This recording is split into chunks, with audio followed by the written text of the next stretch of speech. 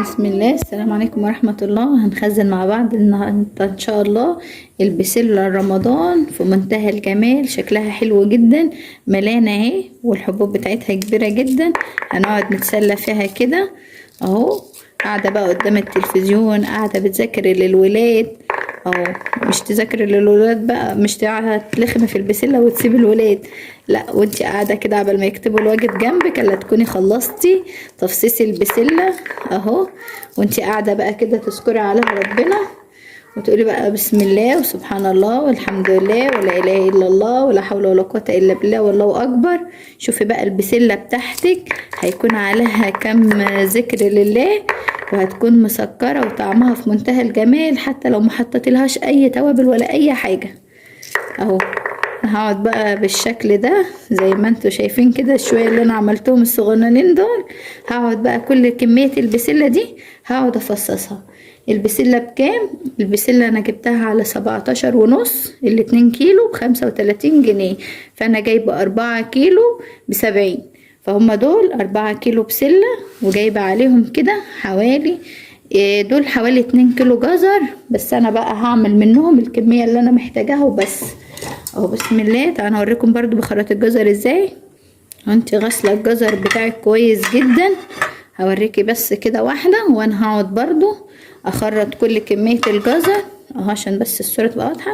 بالمقشره كده بشيل اول طبقه القشره الخارجيه بس كده، طبعا انا غسلها كويس جدا. اقعد بقى اشيل القشره دي بالشكل اللي انتوا شايفينه ده،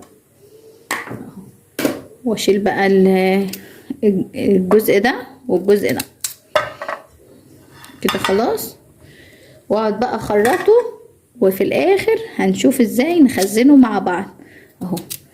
تخرطيه بقى قد البسله كده اهو، تعمليها بقى كده اهو، دي لو صغيره شويه اهو.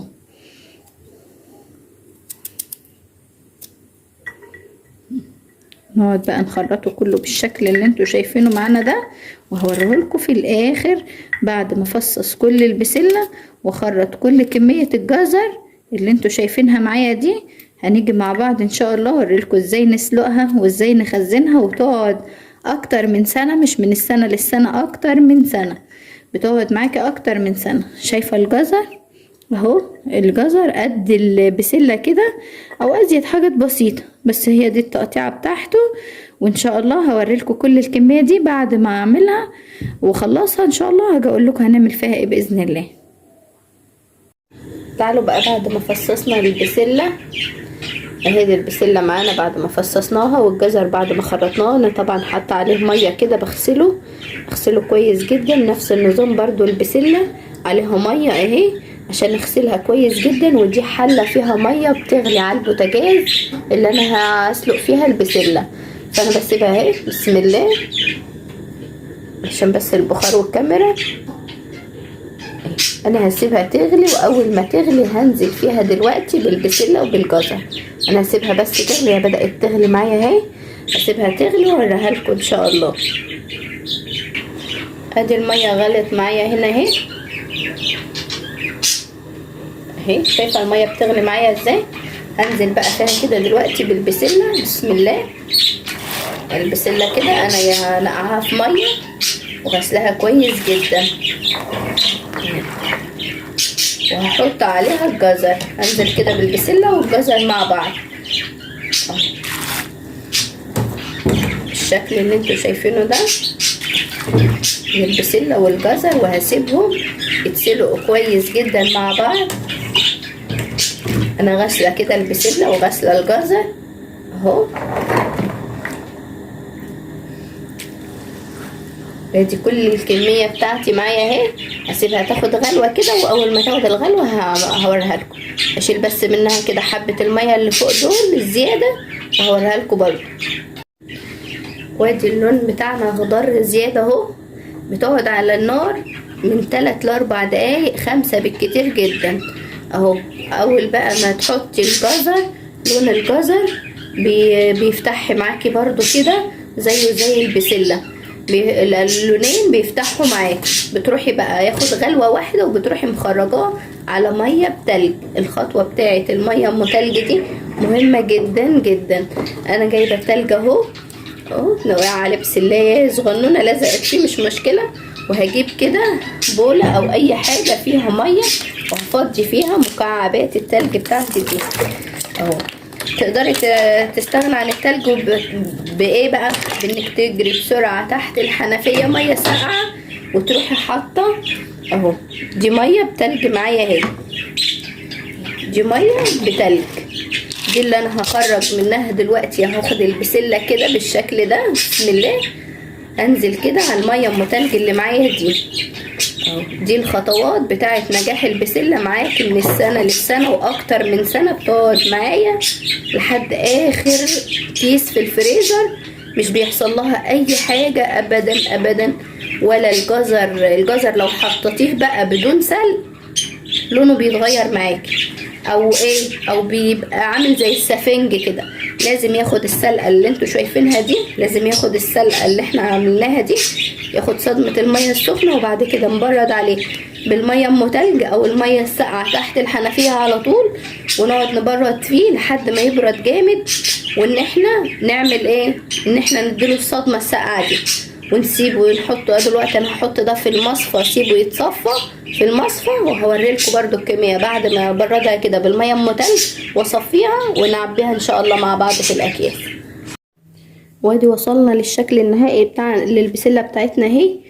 عندك بقى العلب دي بتحطي بقى التخزين ده في اي حاجه. عندك العلب دي ماشي، عندك الاطباق الفل دي ماشي، عندك اكياس التلاجة العاديه كله ماشي اهو. تعبي بقى برضو براحتك باي شكل من الاشكال وباي حاجه انت عايزاها واي كميه انت هتحتاجيها وهتستخدميها. عبي كميتك على قد ما هتستخدمي اهو. جاهزه يا دوب هتطلعي كيس الصلصه اللي كنا عاملينه برضو مع بعض اهو. ده برضو طبق الفل هتحطي فيه الكميه اللي انت عايزاها، بس انا بفضل ايه كأم نيمه، بفضل الاكياس التلاجة لان الحاجات دي كلها عندي ما بتاخدش حاجه، يعني دي كميات بسيطه جدا، فانا بستخدم الافضل اكياس التلاجة عندي. بطلع لو انا حاطه كميه زياده برضو على الرخامه زي ما بقولك بفكها كده، هي بتتفك خالص من بعضها بكل سهوله عادي جدا، وبروح حاطه الاكياس بتاعتي واروح حاطه الكميه بتاعتي اللي انا عايزاها من الكيس واربط الكيس واشيلها تاني. اعمل شوربه خضار، اعمل بسله بالجزر، اعمل تورلي، اعمل اي حاجه، اعمل رز بالبسله والجزر، اعمل اي حاجه. فانا حاجتي تكون جاهزه عندي في الفريزر في اي وقت محتاجاها بخرجها اهو. الكميه اللي انت محتاجاها تحطيها بس كده. وهنربط الكيس اهو بالشكل ده كده، وهتحطي عندك في التلاجة وهترصي حاجتك في الفريزر اهي. انا بقى هعبي كل الكميه دي واوريها لك برده في الشكل النهائي.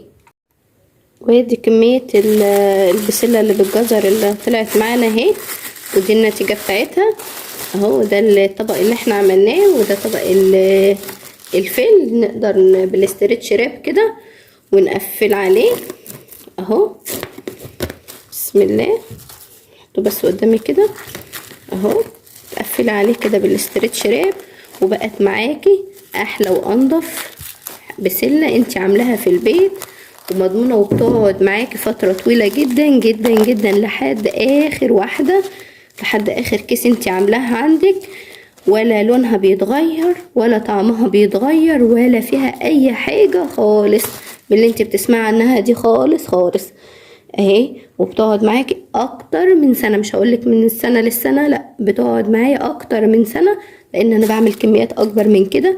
انا بس بوريلكم عينات من اللي انا بعمله وبوريلكم فكرتي في عمايل الحاجه، لكن انا بخزن قد ايه، انا بخزن كميات اكبر من كده، بس انا بوريلكم الفكره، وانت اعملي براحتك الكميه اللي انت عايزاها. يا رب كده الفكره تكون عجبتكم ووصلتكم اهو. ولو عجبكم بقى الفيديوهات بتاعتي ما تنساش تحطوا لي لايك وتشتركوا في القناه لو انتم مش مشتركين، وتفعلوا زر الجرس على الكل عشان يوصلكم كل حاجه انا هعملها لكم. واسيبكم في رعايه الله وامني، والسلام عليكم ورحمه الله.